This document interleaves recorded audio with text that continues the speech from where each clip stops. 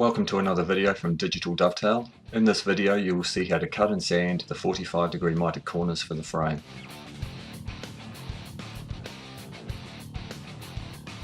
Once you've marked the 45-degree angle with the combination square, then you can move on and cut it on the bandsaw. Be very careful to leave the line on when you cut and keep your hands well clear of the blade.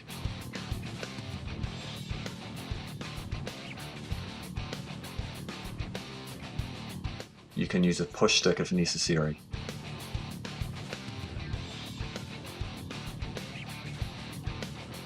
Once you've cut it down, then you can sand it on the sander. Slide it into the miter guide on the sander and push very gently into the sanding belt. Once you've sanded it so that you can just see the line, slide it back out carefully. Thanks for watching another video from Digital Dovetail. Like and subscribe.